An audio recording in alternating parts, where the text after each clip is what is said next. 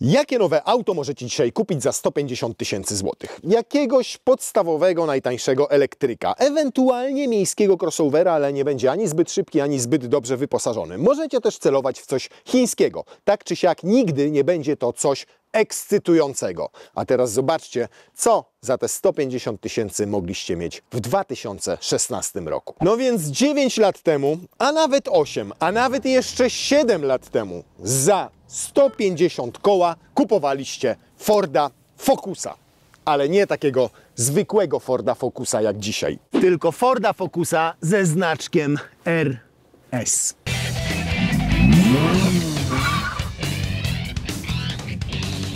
Są, mój drogi, takie nasze nagrania i takie dni, że nie mogę się doczekać, aż w końcu przyjedziesz tym samochodem i dzisiaj jest właśnie taki dzień, taki odcinek i taki samochód. Widzisz u mnie?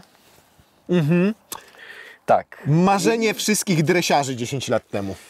Wiesz co? Tak, dresiarzy, bo niestety ten samochód jest kojarzony trochę z inną grupą, innym subkulturą. Tak. To nie jest, znaczy auto jest z segmentu Audi S3, RS3, nie? No S3 bardziej, jeżeli mocowo chodzi. Golferki, tam Meganki, tego. Tak. Natomiast to jest zupełnie inny samochód. Jakby jeździłeś na pewno tymi samochodami, to ten samochód jest zupełnie innym wozem. On jest... Znaczy to jest powrót Forda do korzeni, bo on Tak, wyrósł na kompaktowych samochodach, które tworzył dla WRC. Wspomnijmy choćby Forda Coswortha, Escorta Coswortha z tym wielkim skrzydłem takim. I po 2 generacjach produkcji ST i RS Focusa, które były przednionapędówkami, to był pierwszy i niestety również ostatni Ford Focus ze znaczkiem RS, który miał prawdziwy napęd na 4 koła i to było najbardziej rozpoznawalną i najbardziej wyjątkową cechą w tym samochodzie. Bo o ile na przykład R-ka wspomniana przez Ciebie Golf też miał napęd na 4 koła, ale miał oparty na Haldexie, czyli miałeś do 50% na tyle. A tutaj został to skonstruowany ten napęd tak, że masz dyfer centralny, który przerzuca Ci na tył do 70% mocy i momentu, ale jednocześnie z tyłu masz drugi dyfer z podwójnym sprzęgłem na prawej i na lewej stronie, gdzie z tych 70% 100% mógł oddać na jedno koło. Na jedno koło. Podczas też pracy co 5 sekund były wysyłane sygnały, także on Ci non-stop to przysłał. Nie co 5 sekund, tylko 100 razy w ciągu sekundy. 100 razy sekundy, a trzeba jeszcze powiedzieć o tym, że to był pierwszy w ogóle samochód z takim napędem tego sprzęgła, czyli z tym opcją Drift Mode. Zobacz, że dopiero teraz w tych samochodach jest to pojawił się Drift Mode, a one tego wtedy nie miały. Pierwsze seryjne 4-napędowe auto z trybem Drift Mode. Natomiast no jak ktoś nieumiejętnie korzystał z tego napędu, to wiesz co się działo? No, w krzakach leżał. Albo w rowie. W krzakach leżał w rowie, albo nawet jeżeli nie leżał. Drzewie. Nie, to nawet nie o to mi chodzi. Chodzi mi o pewną przypadłość, którą miał ten napęd. Wystarczyło, że na suchym go katowałeś i te dyfry tego nie lubiły. O tak. No, zdarzały się przypadki takie. Więcej jest tutaj takich przypadków w tych samochodach i o tym porozmawiamy, jak zajrzymy pod maskę. Natomiast ja chciałem zwrócić na jedną rzecz uwagę przy poszukiwaniu takich samochodów, że ludzie generalnie, jak takie auto, ile on ma przebiegu? To niespełna 120 000, 118 000. Ma 8-9 lat, niespełna 120 000 i jego właściciel aktualnie chce go sprzedać i podkreśla, że samochód nigdy nie brał udziału w wyścigach, nie był katowany, nie jeździł na tory, nie brał udziału w track dayach, bo to jest niesamowicie ważne. Ponieważ przeróbki czy katowanie ich oznaczało, że są po prostu dzisiaj zajeżdżone, szczególnie jeżeli ktoś nie dbał. Mocno zmęczone, a nie oszukujmy się, nikt takiego auta nie chce kupić na rynku wtórnym. I niejednokrotnie zdarza się tak, że jest samochód, który jest po tuningu i nie możesz go sprzedać. Trzeba wrócić do tak jakby oryginału, czyli mieć totalną serię i wtedy go sprzedajesz, nie? Natomiast nie jest tak, że to auto nie miało kompletnie żadnych przygód, bo otwieram sobie Carfax i z Carfaxu wynika, że auto jest krajowe, tak, to jest kupione w Polsce. Pierwszy właściciel, to by się zgadzało. 2016 rok to jest rok produkcji. Przebieg, mój drogi, bo też jest tutaj w Carfaxie podany. To jest przy 115 000 10 października. Widocznie jakieś badanie techniczne kilka miesięcy temu. Teraz ma 118 000, więc to się zgadza. Natomiast mamy też uszkodzenia. Dla pojazdu odnotowano szkodę. Zapytaj sprzedawcę, czy wykonano naprawę lub zleć przegląd pojazdu przed zakupem. I tutaj w uszkodzeniach mamy pierwszą szkodę 15 listopada 2019 roku. Obszar uszkodzony. Przód, lewy przód, prawy przód. Uszkodzenia komponenty, części karoserii, oświetlenia zewnętrznego. Czyli i delikatna Szkoda wyceniona na 12-13 tysięcy złotych, naprawa w ASO. Zderzak, lampa. Sztuczka, można powiedzieć. I druga Szkoda w 2022 roku, po 3 latach, też w listopadzie i też 15 listopada. Pechowy dzień jakiś dla użytkownika. No i tu już trochę droższa naprawa, natomiast uszkodzone komponenty, części karoserii, oświetlenia zewnętrznego, podwozia i nadwozia, układu zawieszenia. Wiemy tyle, że to zostało naprawione tak jak zgodnie ze sztuką. Zgodnie ze sztuką. Tak jak powinno to być zrobione. Tak jak powinno to być zrobione, natomiast w Carfaxie wszystko zostało odnotowane. Jeżeli Wy chcielibyście sprawdzić historię swojego samochodu, który już macie, albo auta, które zamierzacie kupić, to jest taka opcja z rabatem, ponieważ jak wejdziecie sobie w opis naszego odcinka, to od Carfaxu i od nas macie rabat. Jeżeli chodzi jeszcze o samego RS-a, zanim zajrzymy tutaj pod maskę, choć możesz już przystąpić do czynności uchylania rąbka tej tajemnicy, która tam się kryje, no to mieliśmy RS-a pierwszej generacji również. On miał tam 200 ile koni, pamiętasz? Ojejku, dobre pytanie. 240, 250? Jakoś tak. No, nie pamiętam dokładnie. Wiem tylko tyle, że było bardzo mało wyprodukowanych sztuk, bo podobno tylko 4,5 tysiąca egzemplarzy. Tak, i on już jest dzisiaj cennym nabytkiem na rynku wtórnym. Tak, Druga generacja była też bardzo fajna, bo już miała... Czy nie za bardzo? Staram się umieć. Ale druga generacja była też ośką, natomiast miała słynny 2,5-litrowy, nie do zajechania motor, 5-cylindrowy, który generował 350 koni nawet i też to wszystko trafiało naprzód. Dzisiaj też jest już to dosyć cenny samochód, jeżeli jest zadbany, szczególnie w wersji, która nazywała się RS500 i tylko 500 sztuk powstało na cały świat. Nie miała zmodyfikowanego silnika, ale miała dużo innych modyfikacji, no i była takim upamiętnieniem całej wyścigowej historii dorobku Forda. Natomiast tutaj nam już się pod maską sporo zmieniło w trzeciej generacji. Po prostu wzięto i wrzucono tutaj silnik z Forda Mustanga. 2,3 EcoBoost. Nie do końca, bo on trochę został zmodyfikowany. No moc podniesiona. Moc podniesiona, tam troszeczkę modyfikacji poszło, natomiast chyba te modyfikacje nie wyszły im na dobre. Bo? Tak, słuchaj, tak jak pierwsza generacja, czyli tak jak ten pierwszy wypust tych samochodów, one bardzo często przyjeżdżały do serwisu, bądź nawet nie dojeżdżały do serwisu, z wydmuchaną uszczelką pod głowicą. I to jak gdybyście nie przeczytali, nie popatrzyli, wszędzie o tym piszą, że jest uszczelka pod głowicą. Ford się tu bardzo chwalił o tym, że tutaj jest głowica ze stopów różnych stopów aluminium, wytrzymalszych, wiesz, inaczej odprowadzają ciepło. Blok tak samo mamy aluminiowy, natomiast płaszcz wodny jest, tam Piotr wrzuci silny gdzieś tu, albo tu Wam gdzieś tam zdjęcia, na czym to polega, jak wygląda blok. Tam jest open head, czyli otwarty blok silnika, nie? I tam jest problem taki, że się przesuwa uszczelka i potrafi ją bardzo często wydmuchać. Ford jakby sprowadzał tych właścicieli tych aut do serwisów na akcję fabryczną, wymieniali tą uszczelkę, zdarzało się, że wymieniali też głowicę, ale zdarzało się też, że wymieniali cały blok silnika razem z głowicą, czyli tak zwany cały słupek. Zdarzało się. I później w tych tak zwanych późniejszych wersjach, czyli taka końcówka produkcji, tam 17-18 rok, podobno tego miało nie być, ale jest to nieprawdą. I zdarza się tak, że ale też to nie jest tak, że to dotyczy każdego egzemplarza, bo ten chyba nie miał tego robionego. Nie miał, znaczy miał robioną na gwarancji, ale niestety nie dało mi się tego zdobyć, dlatego że bardzo często w serwisie, jak dzwonisz po numerze WIN, chcesz coś sprawdzić, musisz być niestety właścicielem takiego samochodu. Pojazdu. Nie chcą zawsze poznać takiej informacji, także nie udało mi się uzyskać tej informacji. Sam właściciel też nie pamięta, co to było robione, bo to było na początku, więc przypuszczam, że pewnie tą uszczelkę miał zrobioną. Natomiast jest firma w Anglii i pewnie to nie jedna firma, która to przerabia, te silniki, bo oczywiście można podnieść tutaj moc. No to musisz wyjąć silnik, musisz to... Jest przeróbka i tutaj też rzucimy gdzieś zdjęcie. Na czym polega ta przeróbka? Jest taki jakby taki okular, podobny do emblematu Audi, nie? Taki ten, wciskamy to jakby w górę bloku i zapobiega to temu, żeby te cylindry jakby nie pływały, tak? Wiesz, i w tym momencie zapobiega. Możemy wtedy zwiększyć moc, i wtedy jest jeszcze większy fan.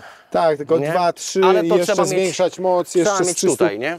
No właśnie, ale... Jakby seryjnie, jeżeli ten samochód jeździ seryjnie, czyli użytkujesz go tak jak ten właściciel, ten samochód użytkował normalnie, do pracy, do domu, między serwisami tymi, które powinny być w ASO, robił też swoją wymianę oleju, to tu praktycznie nie robił nic. Natomiast wiem o tym, że jeżeli te samochody mają nawet zrobionego zwykłego chipa, to turbiny już nie wytrzymują.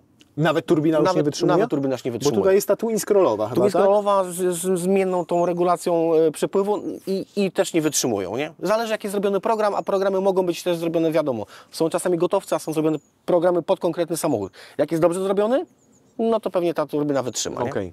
Natomiast jeżeli chodzi o cały sprzęt, to już większych jakichś tam problemów nie ma. Czyli generalnie tylko z blokiem, z uszczelką, No, z tego, że i masz z turbiną, problem z silnikiem. plus tego, to nie ma żadnych innych żadnych problemów, nie? Doskonale. A jeżeli chodzi o ten napęd, no też potrafił klęknąć w momencie, Potrafił. kiedy był niewłaściwie użytkowany. Jak tutaj wygląda kwestia ceny, jeżeli przyjdzie nam robić coś w napędzie? Bo Słuchaj, kupujesz takie auto i nigdy nie możesz być pewien, co wyskoczy To po niestety drodze. nie są tanie rzeczy.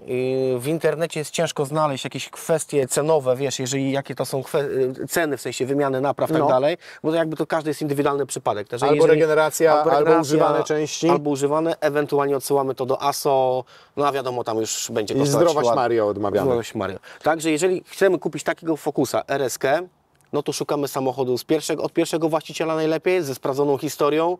No i najlepiej, żeby nie był modyfikowany, no bo jak był modyfikowany, no to tak jakbyśmy se strzeli trochę w kolano, nie? ten był modyfikowany o krawężniki głównie, ponieważ absolutnie każda felga i opona nosi ślady użytkowania.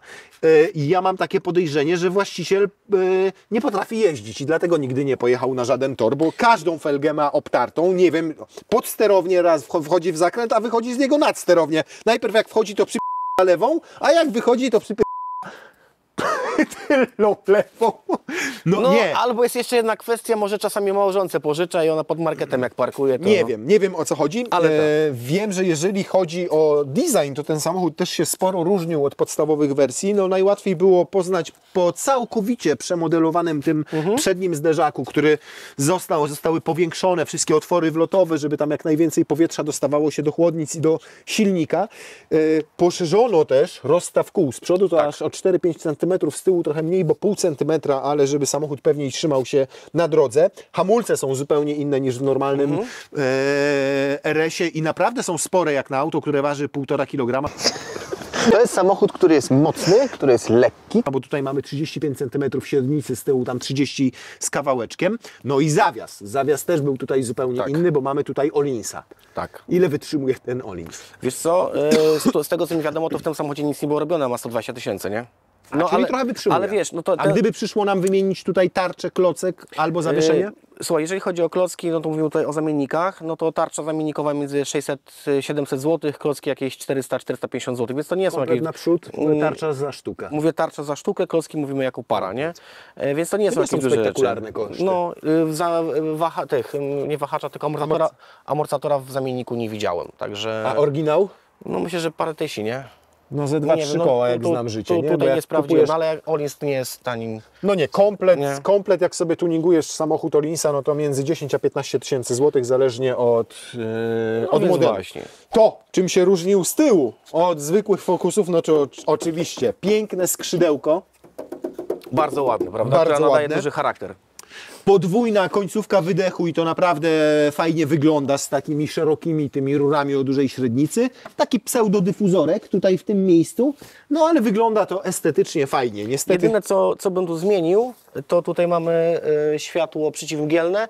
Ja bym to zrobił jako stop. stopu. Wiesz, to fajnie by chyba wyglądało, nie? Jak w wyścigach. Jak no. takie, Jak wiesz, wyścigach. DTM-owe samochody, nie? Tak. To co? Sprawdzamy? Kunia w RS-ie miałeś więcej, ale miałeś mniej litra w bagażniku i to aż o 100 względem zwykłego Focusa, ponieważ ograniczono pojemność przez to, że tutaj mamy, wiadomo, napęd No, cały. dyfer, więc to ten bagażnik musi być 260 przemieniony. litrów.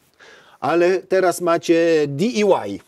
Do it yourself, how to do it bigger. Ponieważ nie wiem z jakiej racji narąbali tutaj kupę styropianu. Prawdopodobnie w tym miejscu normalnie możesz mieć jakiś wzmacniacz, ale w naszym egzemplarzu nie ma lepszego audio. Więc to co robisz, to wyjmujesz to. No widać, że ta podłoga nie jest zbyt równa, ale z drugiej strony to wchodzi.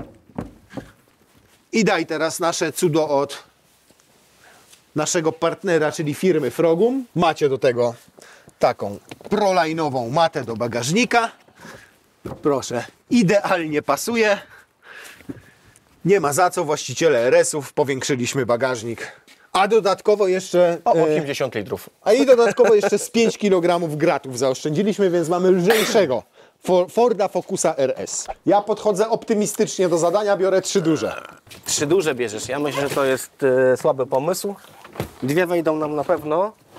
O, panie kochany. No i tutaj Dawaj tego małego. Walizka masz na myśli? No tylko czy się zamknie. Co? Ale kto on jest mały? Mówią, że taki mały, niepraktyczny, 260 litrów w papierach ma, zobaczcie. Dwie wielkie walizy, jeszcze jedna kabinówka. Wcale tak nie jest. 4-osobowa rodzinka może z ojcem za kierownicą śmigać. A ojciec będzie miał banana na gębie. Myślałem, że wiesz co tutaj będzie? Że będzie możliwość regulowania amortyzatora od góry, tego olinsowego. Aha. A co tam Ale nie ma tak. możliwości? Co? Nie ma? Nie, i tam tego nie wyjmuj, bo się dobra. trudno wyjmuje, a jeszcze gorzej się wkłada potem, wiesz? O, tutaj gumeczka przytrzymująca na przykład gaśnicę i to by było na tyle. Kanapa dzielona 40/60, nie ma w ogóle żadnego rękawu do przewożenia dłuższych przedmiotów, ale to jest hatchback, w dodatku sportowy, więc nie można mieć wszystkiego i nie można mieć wygórowanych oczekiwań. To zobaczymy, czy jeszcze mam tu możliwość opuszczenia. Tak, uważaj. No jedziesz. Oj, Dobra, robi się. już. O. No, Już to przed reszta chwilą potem. było dobrze, ale żeś spierdzielił. Chociaż żartuję, jak na kompaktowy samochód, który jest stosunkowo niedługi, to naprawdę tego miejsca tutaj jest znośnie, tak bym powiedział. Nad głową zaskakująco dużo, biorąc pod uwagę opadającą linię dachu. Na kolana nawet, powiem Ci tak, siedzę jest ok. Na nogi, tam mam na stopy bardzo dużo miejsca pod fotelem. Natomiast ten fotel jest no też bardzo masywny, bo to są Recaro i on musiał je sobie dopłacać do nich, bo one 5 koła kosztowały dodatkowo, te fotele tak, a później Recaro. mogliśmy kupić te Recaro jeszcze fajniejsze, te z zagłówkiem zintegrowanym. Jak I się one ładnie cieniutkie nazywają? takie były. Tak, jak one się ładnie nazywają? Nie Performance, tylko jak... A nie pamiętam. Nie pamiętam, ale Nie fajniejsze pamiętam. są tam te fotele. Tak? Jeszcze fajniejsze, no. Słuchaj. I wtedy ten kanapa też jest inna, jak masz tam te fotele. Tak, ale nawet ta jest przyjemna. Tutaj jest taka materiał, a tam masz taką alkantarkę Tak. wówczas. Natomiast bardzo dobrze jej robią niebieskie wstaweczki, niebieskie niteczki. To przeszycie z tyłu na fotelu. Mam wrażenie, że ten samochód jest lepiej wykonany z fajniejszych materiałów niż wiele samochodów współczesnych nowych, szczególnie w tym segmencie. To jest po prostu Zwróć wszystko jeszcze jedną rzecz przyjemne. uwagę, że ten samochód ma prawie 120 tysięcy i zobacz, jak wygląda ta widzerka w tym wozie. No przejdę z przodu, to będę No tu wiesz, widział. po przodzie też nie To zobacz. zaraz pójdziemy, natomiast jeszcze skupię się na razie na tyle, bo tak, nie ma tutaj ani jednego nawiewu, nie ma ani jednego gniazda USB-C. Co więcej, nie ma trzeciego zagłówka z tyłu na miejscu tym środkowym tutaj. Jest jedynie pas bezpieczeństwa, bo auto jest 3-osobowe, jakby nie patrzeć. Tutaj z tyłu, 3-osobowe tutaj. No i jeżeli chodzi tak o jakość, no to tutaj to jest wszędzie plastik fantastik, ale w tej klasie nie należy oczekiwać zbyt wiele. O ten tutaj kawałeczek to jest miękki materiał, czyli tu, gdzie trzymacie łokieć. Po 120 000 kilometrów to się prezentuje całkiem dobrze. Tu nie ma żadnych pęknięć, nie ma żadnych przetarć. U mnie w Suprze już też mam takie kupełkowe, no to powiem Ci, po 50 000 już od wsiadania tutaj ten boczek jest. Znaczy, przyjrzyj się tu jedynie co, to tu trochę jest ta gąbka, wiesz, tego i czuć pod palcem wzmocnienie. Więc, Tak. No ale wiesz, skóra, zobacz, że nie jest jakaś mocno popękana, Nie. pomarszczona. Ona super zniosła Jak na upływ 120 czasu. 000 to jest rewelka, nie? To jest raz. Dwa, powiem Ci, że tu akurat jak w tak głębokie fotele wsiadasz, to zawsze półdubkiem usiądziesz najpierw na tym i stąd się pojawiło to wygniecenie. Natomiast jeżeli chodzi rzeczywiście o samo wnętrze, to moim zdaniem super zachowało taką świeżość, można powiedzieć. Zobacz na kierownicę. Praktycznie w ogóle jest niewytarta, nie błyszczy się ta kierownica. No i to jest to miękkie z tyłu, tam gdzie jest plastik, to tu jest miękkie i tutaj jest więcej tego miękkiego, więc na drzwiach jest w porządku. No tu troszkę porysowany ten plastik, to widać, od pazurków, od łapania, zamykania, otwierania. Natomiast tak jak powiedziałeś, na kierownica to jest w ogóle petarda. I ta perforacja ładnie ciągle wygląda, i ta nitka dobrze wygląda. Wciskaj sobie ją, jak ona jest mięciutka w ogóle. Tak, Nie jest tak jak w niektórych BMW-kach czy Volvo na przykład, które ostatnio jakbyś testowaliśmy. drewno trzymał w łapie. Nie, mimo że jest skórzona, ale jest strasznie twarda. Ona jest taka fajna, mięsista, taka mięciutka ta kierownica, nie? No Jezu, no i to. Ten samochód nie występował w ogóle w automacie. Ała, ała, ała. A on jeszcze ma aktywne zawieszenie, teraz jest w trybie komfortowym, bo normalnie jeszcze o 40% się usztywniają amortyzatory. Zaraz zobaczysz, jak tam jedziemy. W momencie, kiedy wchodzisz w tryb sport, nie? To jest dopiero katastrofa. Ała, ała, ała, ała. Ale to mi się podobało w tym samochodzie od samego początku, że on nie był ugrzeczniony. On nie był tylko tak jak R-ka Golf, szybszym Golfem. Nie. Tylko on był po prostu hardcorem, to był samochód jakby wzięty z WRC i przystosowany w miarę ucywilizowany. O, tak bym powiedział. Ten wóz jest spartański, to Na- bardzo. I Znaczy tak nie w sensie wykończenia i wykonania, nie, tylko... mówię pod względem jezdnym.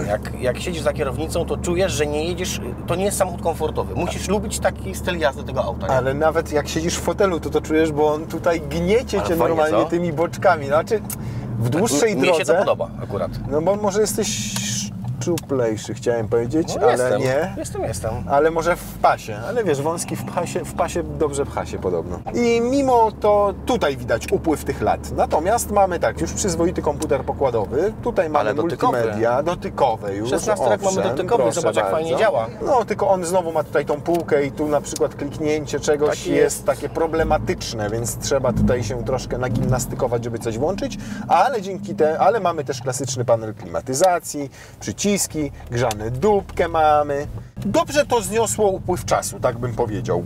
Nie wygląda jeszcze oldschoolowo, nie wygląda super nowocześnie przez to, że ten ekran nie jest zbyt duży, nie wystaje z deski rozdzielczej, ale też takie jest to wnętrze otaczające. Ja pierdzielę, jaki to jest sztywny. A jeszcze nie wjechaliśmy na najgorszy fragment, tylko kurwa, normalnie jak siedzisz i tak trzymam rękę, to jakby człowiek miał Parkinsona. Tak, jak podskakujesz jak piłkę, nie? Ja pierdzielę.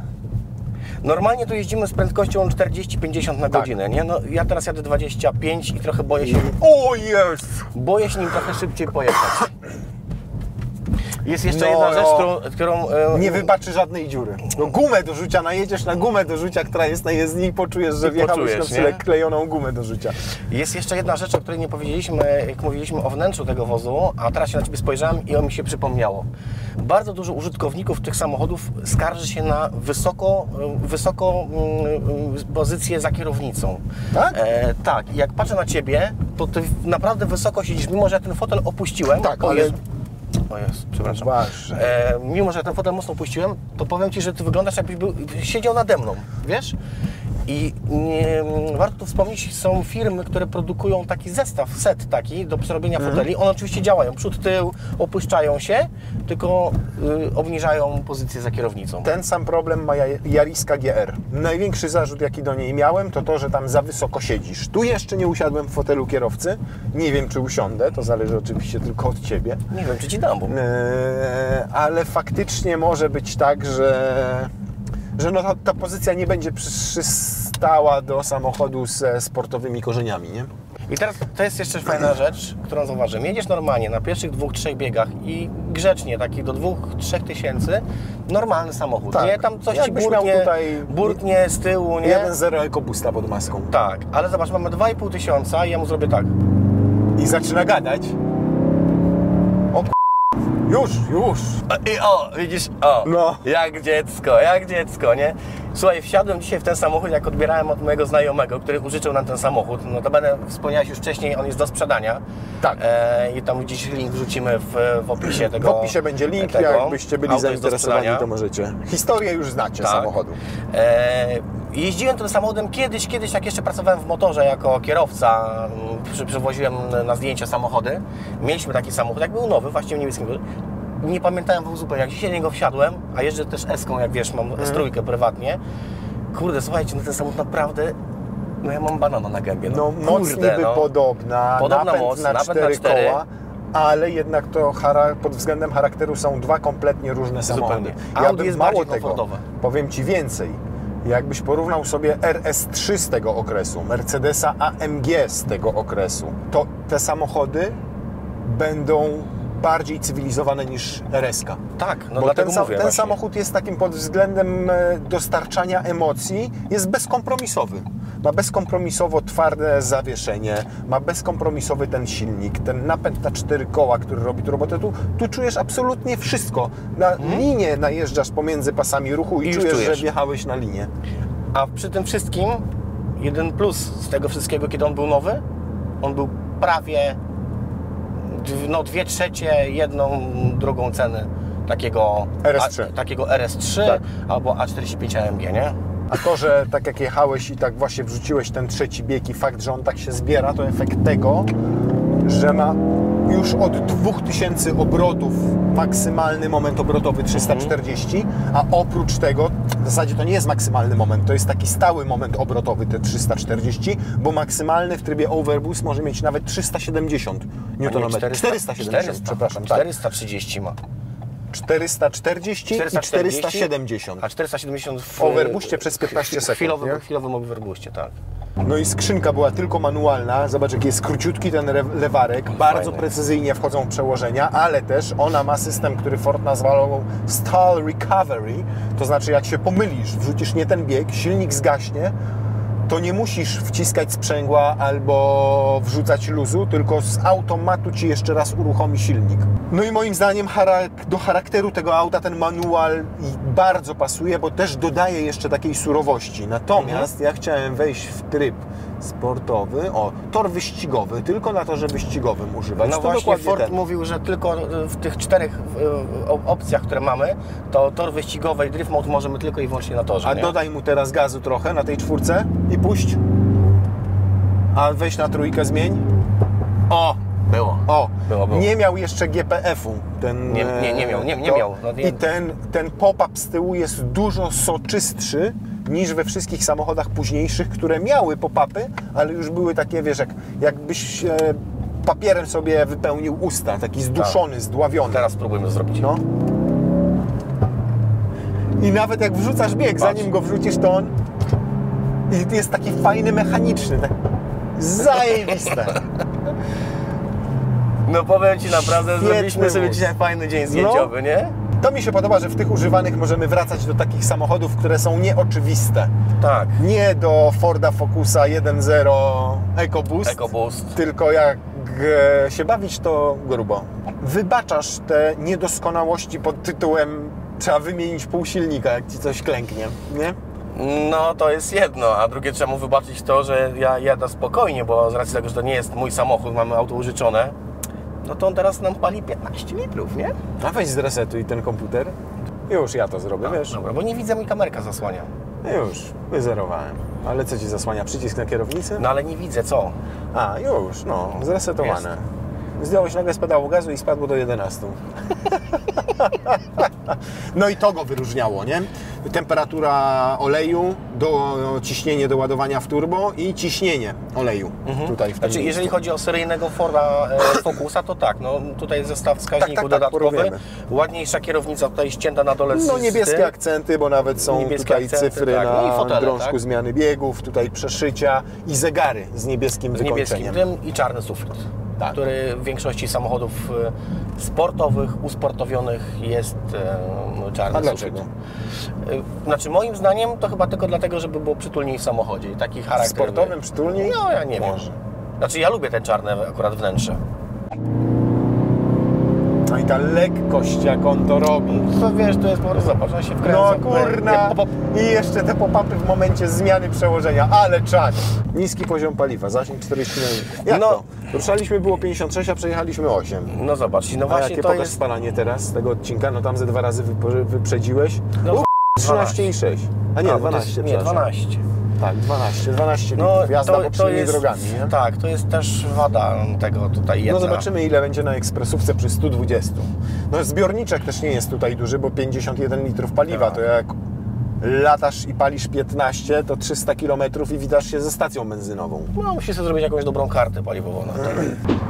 120 proszę jechać, równo. Jadę równo. Wyzerowane. No trochę... Co? Trochę Ale nie jest na przykład głośny. Nie, znaczy słuchać Wiecie, że fajnie to jest- wydech, słuchać fajnie silnik, ale jeżeli chodzi o wyciszenie, Ale na 6. biegu nie masz 3000 Nie. obrotów. Możemy normalnie rozmawiać, gdzie często w tych hot hatchach takich najbardziej radykalnych już rozmowa normalna przy 130-140 była tak średnio możliwa, tak bym powiedział. A no tutaj jeszcze zjedziemy na ten jedziemy... fajniejszy kawałek, tak? No bo to mamy ten słaby beton, nie? Słaby beton. Słaby beton. Co on taki dziwny wynik spalania pokazuje 13 litrów przy 120? To nie jest Może możliwe. ma dziurę w zbiorniku. No kurna, no szczególnie, że wiesz, no...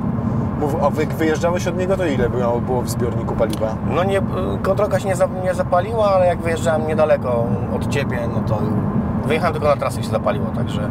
Nie, no to jest alkoholik, no. Petroholik. No ale przy 120 12,5 litra paliwa? No co ty? To nie jest możliwe. Gdzie musi mieć dziurę Nie, no w baku. chwilowe masz 6,7, tak? No chwilowe 6,7, ale mordo, no tu mamy średnie 12,3. No ale wiesz, no ja tam kawałek przejechałem trochę mocniej, no. Ale ja go zerowałem, jak przejechałeś teraz to wjechałeś. mocniej. Nie, no ja myślę, że tak przy 120 to on będzie miał około 8-9 takie średnie, tak obstawiam. Teraz 6 z górki, zaczniemy jechać pod górkę, to będzie ile? 9? 11,5. Oj, o, ma 14. O kurna, tylko trochę górki? No 11. 11 plus 6 to jest 17, dzielone na 2 to jest 8,5. No tak jak mówię, 8-9 będzie zużywał w takich warunkach jazdy ekspresówką. Myślę, że na autostradzie to będzie już 10-11, a jak mu będziesz klepał, chciał sobie posłuchać, pobawić się i trochę emocji skosztować, no to rzeczywiście 15 wchodzi jak złe. No, myślę tutaj miękkim. No ale już jak jedziesz powiedzmy tą ekspresówką i autostradą to plus. Nie wymęczycie akustycznie, bo jest naprawdę spoko. Na autostradzie nie zdarza się taka jakość drogi, że będziesz odczuwał sztywność tego zawieszenia. Nie, jedyna rzecz to tylko te fotele. Pytanie, jak one w dłuższej trasie są, nie? Bo jak tutaj na tych krótkich odcinkach jeździmy, jest fajny, wygodny, fajnie trzyma na boki. Tak. No pytanie, jak w dłuższą trasę, nie? Czy ten fotel Cię nie zmęczy i dupsko nie będzie bolało. Pytanie to ile koni mu zostało spośród tych 350? O! Czy niektóre nie poszły sobie? pomocy, powiem Ci No. ciekawostkę. Tak. Mam kolegę, który był posiadaczem takiego samochodu, kupił go nowego. Zresztą braliśmy od Adama, pozdrawiam serdecznie, braliśmy jego taty, pana Bogdana, braliśmy Makana, był tutaj test. Adam w tamtym okresie, w 2017-18 go odebrał, czyli końcówkę takiego RS-a i wziął razem z kolegami 5 albo 6 sztuk. O, Tak. 5 niebieskich i jeden był szary. Czy jakoś i tak. szary miał więcej koni. I powiem Wam ciekawostkę, i Tobie też. Wszystkie te samochody pojechały na hamownię, żeby sprawdzić. Jeden z tych samochodów był zrobiony, w sensie po 3 miesiącach jeden z kolegów przerobił go sobie, zrobił chipa i ten. Natomiast Riski. 5 tych samochodów było sprawdzonych na hamowni i żaden samochód nie trzymał parametrów. Żaden samochód nie miał 350 koni. Wszystkie mniej miały? Wszystkie miały mniej. Najmniej miał chyba 320 czy 318. O matko, na kołach, tak? Na kołach.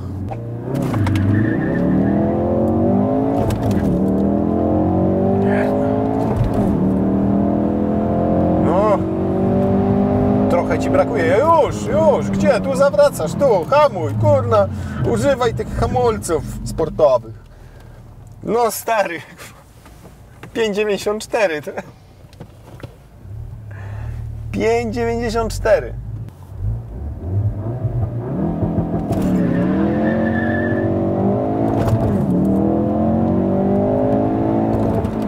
Już. No poprawiłeś wynik o 500. 5,87. Wystarczy. Natomiast Ale- no, ma tyle tego momentu nagle na tych kołach, że one buksują, więc Tak. jakbyś tu miał teraz nie zimowego laczka, tylko jakbyś miał laczka Lato, letniego, rozgrzanego, dogrzanego. dogrzanego, to rzeczywiście pół sekundy z tego byśmy urwali, ale wątpię, żebyśmy we trzech w środku tutaj byli w stanie zejść do około 5 sekund. Może po 10 próbach, rozgrzaniu tych opon i tym wszystkim, może te 5 sekund z Byśmy- kierowcą za kierownicą byłoby Możliwe. tak. Nie zrobiliśmy tego wyniku podawanego przez Forda 4,7. Wiemy, że na hamowni podawana wychodzi mniej mocy niż podaje producent. Ale z drugiej strony ten samochód wynagradza Ci w to w pewien sposób. Tutaj też musisz powalczyć o te osiągi. To nie jest tak jak do pierwszego, lepszego współczesnego auta wsiadasz, jak do elektryka i za każdym razem masz Zero-jedynkową. 3,5, 4, 5, tyle ile napisali w papierach, tyle masz. Tutaj musisz o to powalczyć, musisz się o to postarać. To wymaga od Ciebie umiejętności, żeby nie tylko launch controlem się pobawić, ale żeby dogrzać opony, żeby szybciej zmieniać te przełożenia, żeby odpowiednio obchodzić się ze sprzęgłem. Samochód sportowy w starym, dobrym stylu, który wymagał od kierowcy Zaangażowania, jednym Tak. słowem. Tak, umiejętności zaangażowania, doszkalania się. Zobacz, jaki tu masz precyzyjny układ kierowniczy, jak on w ogóle reaguje. Zawsze Focusy słynęły z tego, nawet te zwykłe, cywilne, wszystkie diesle, benzyny, 3-cylindrowe, 4-cylindrowe, że miały doskonale zawieszenie, że miały super dopracowane zawieszenia, układy kierownicze. Mówiono, że to jest w tej klasie najlepiej prowadzące się przednionapędowe auto. A tutaj jeszcze wniesiono to na wyżyny. Mimo że jest tutaj napęd z przodu, to zobacz jak on reaguje na ruchy kierownicą w ogóle. A zawias ma tak sztywny, że nawet szybka zmiana toru jazdy nie powoduje zarzucenia tym samochodem.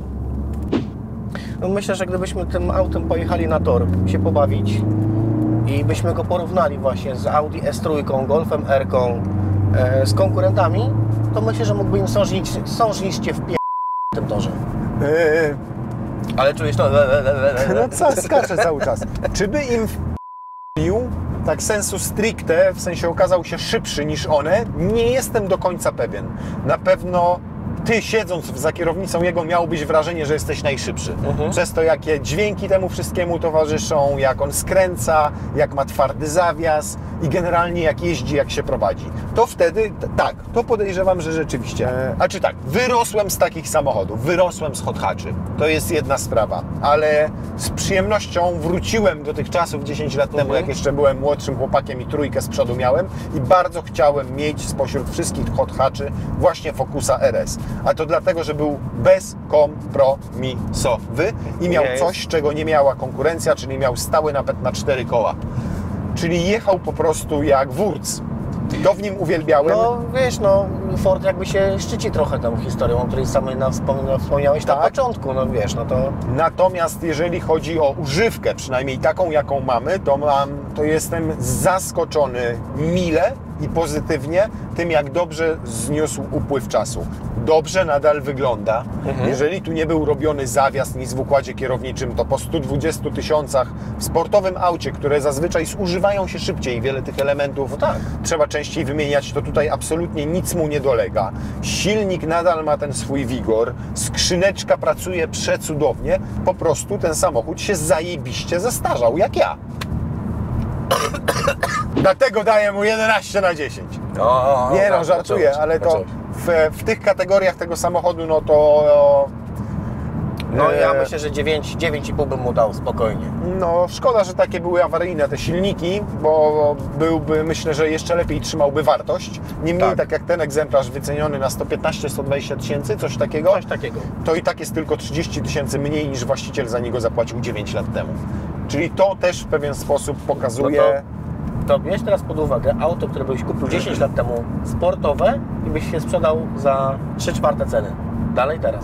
Dalej teraz, no trochę tak, masz rację. No nie, no zobacz, na przełomie 9-10 lat straciłeś na tym aucie 30 000. Tylko z drugiej strony... Ile włożyłeś w motor? Co dzisiaj za te 120 000 kupisz? Nie kupisz żadnego fajnego samochodu. Na Yarisa GR musisz szykować Drugie tyle, nie? Smutny czas nastał dla fanów takich aut. No ale to auto bym porównał trochę do Yarisa GR-a, nie? Myślę, że pewnego rodzaju spadkobiercą, jeżeli chodzi o wrażenia z jazdy ładnie powiedziane, spadkobiercą tego auta, jest auto zgoła zupełnie innej marki i jeszcze mniejsze, czyli Toyota Yaris GR, a w zasadzie GR Yaris.